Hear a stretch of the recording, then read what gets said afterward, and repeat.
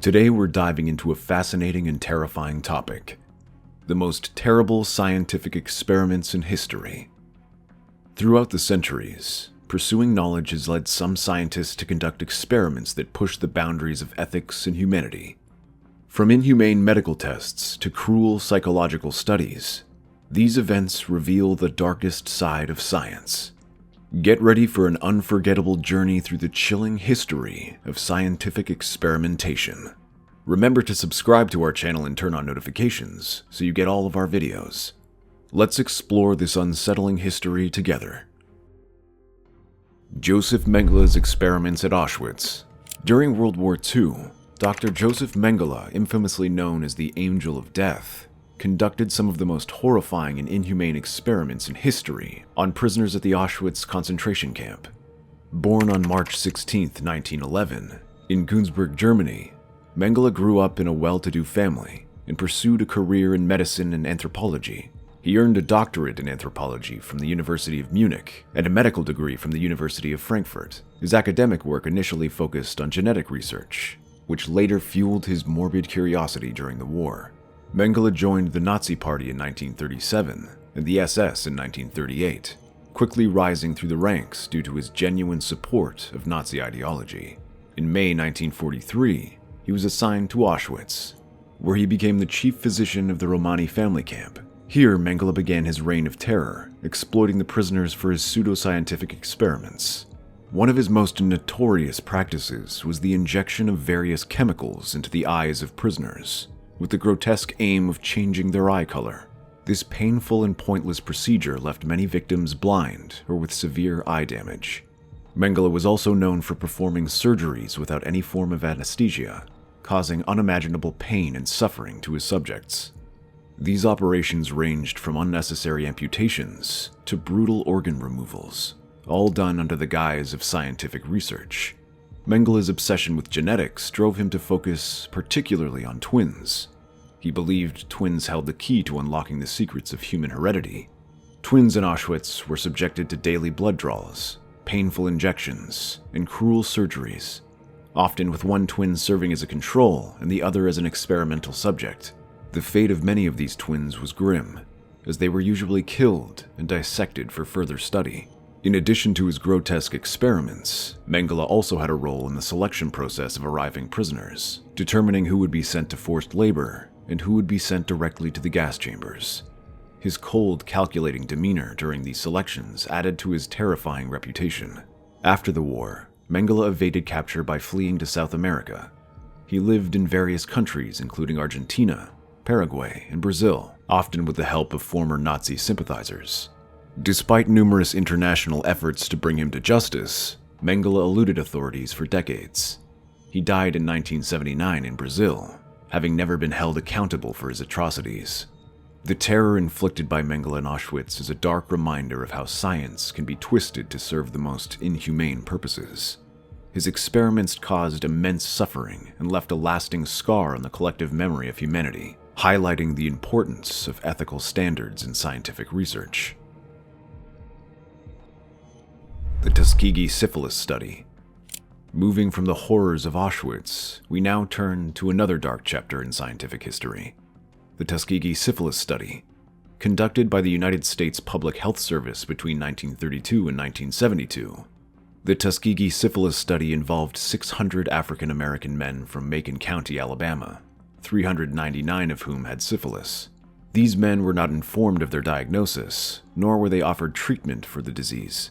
The primary aim of the study was to observe the natural progression of untreated syphilis, despite the availability of penicillin as an effective treatment from the 1940s onward. The participants believed they were receiving free healthcare from the government. They were told they were being treated for bad blood, a term used locally to describe various ailments such as fatigue, anemia, and syphilis. In reality, no genuine treatment was administered. Instead, the men were subjected to regular blood tests, spinal taps, and autopsies upon their deaths to gather data on the disease's progression. As the study continued, the men experienced severe health consequences, including blindness, mental deterioration, heart problems, and death. Their families and partners were also put at risk, as the disease could be transmitted to their wives, and congenital syphilis could affect their children. The unethical nature of the study was compounded by the fact that penicillin, a known cure for syphilis, became widely available in the 1940s. Despite this, the researchers chose to withhold treatment, allowing the men to suffer and die for the sake of observing the disease's natural course. This decision reflects the deep racial discrimination and exploitation inherent in the study, as the participants were seen as mere subjects rather than human beings deserving of care and respect. 1972, the study stopped after Peter Buxton, a whistleblower and former public health service employee, leaked information to the press. The resulting public outrage led to the congressional investigation, which exposed the full extent of the unethical practices and gross misconduct. The Tuskegee syphilis study became a landmark case that highlighted the urgent need for ethical standards and informed consent in medical research. The study's fallout had significant repercussions. In 1973, a class action lawsuit was filed for the study's participants and their families, resulting in a $10 million settlement. Additionally, new regulations were implemented to protect human subjects in research, establishing institutional review boards, IRBs, to oversee studies involving human participants.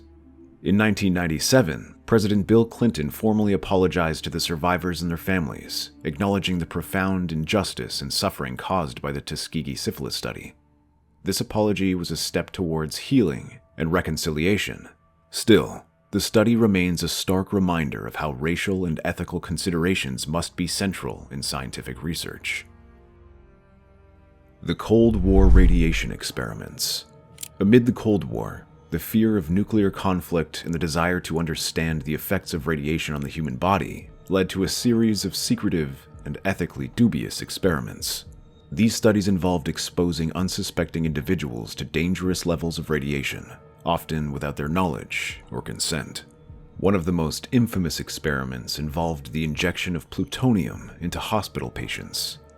These patients, suffering from various illnesses and seeking medical treatment, were used as unwitting subjects.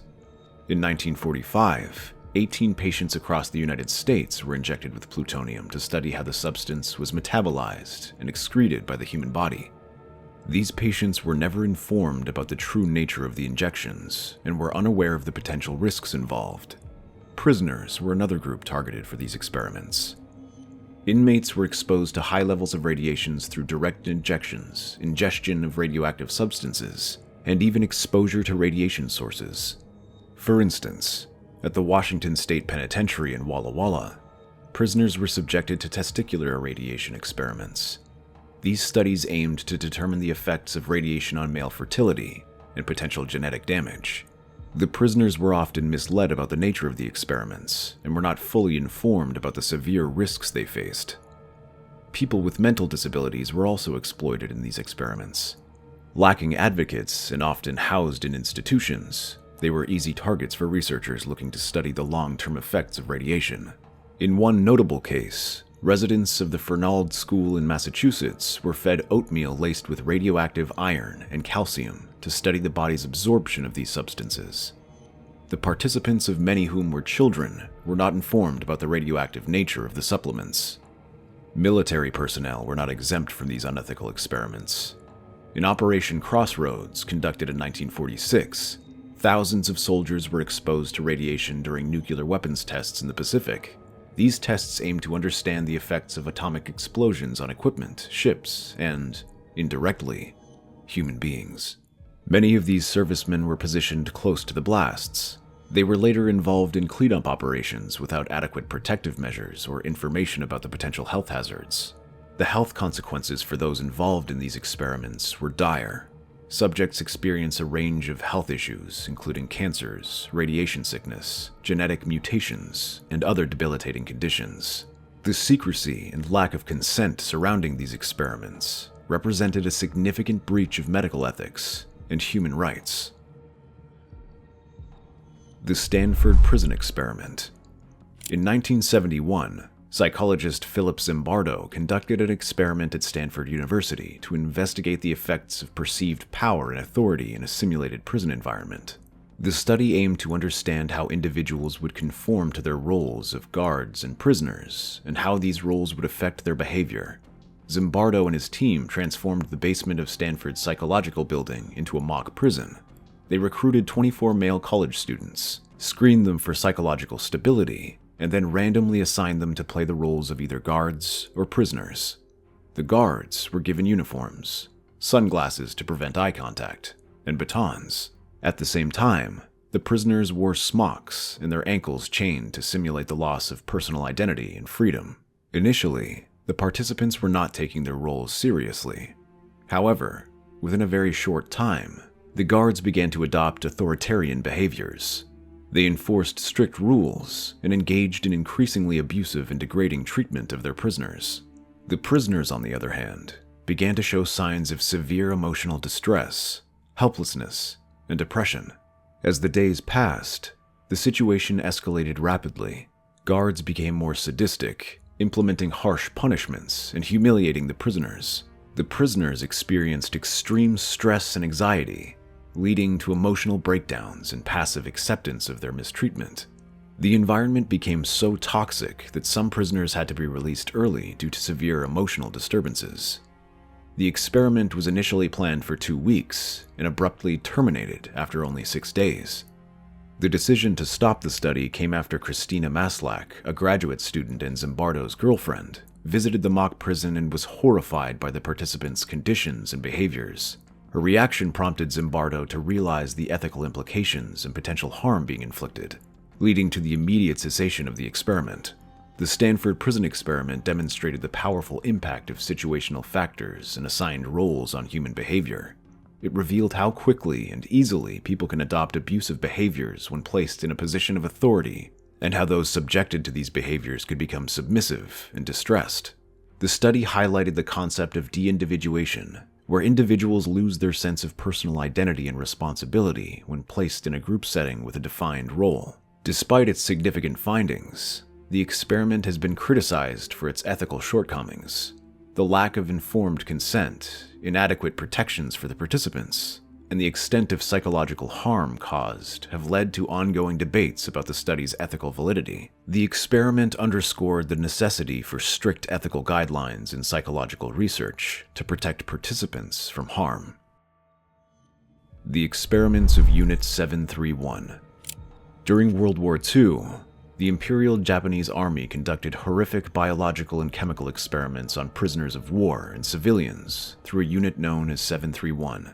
General Shiro Ishii led this unit in Harbin, China, and focused on researching biological weapons and conducting vivisections on human subjects. The experiments including exposing subjects to diseases such as bubonic plague, cholera, and anthrax. Prisoners, often referred to as maruta or logs, were deliberately infected to study the progression of these diseases and to develop biological weapons. Vivisections, or surgical operations performed without anesthesia, were commonly used to examine the effects of diseases and injuries on internal organs. Prisoners were subjected to freezing and thawing to study frostbite and gangrene, exposed to explosions and burns, and injected with various toxins to observe their effects. Pregnant women were deliberately infected, and experiments were conducted on fetuses. These inhumane practices led to the death and extreme suffering of thousands of victims. After the war, Unit 731 was disbanded. Still, many of its leaders, including Shiro Ishii, were granted immunity in exchange for their research data, which was handed over to the United States. This arrangement prevented many of those responsible from being prosecuted. The atrocities of Unit 731 remain one of the darkest chapters in medical history and underscore the importance of ethical principles in scientific research. The legacy of Unit 731 serves as a grim reminder of the horrors that can occur when science strays from morality and humanity. These events emphasize the need to protect human rights and uphold strict ethical standards in all scientific endeavors. If you found this hidden history intriguing and want to see more content like this, please give this video a thumbs up and subscribe to our channel. Remember to hit the notification bell so you get all the updates. See you in the next video.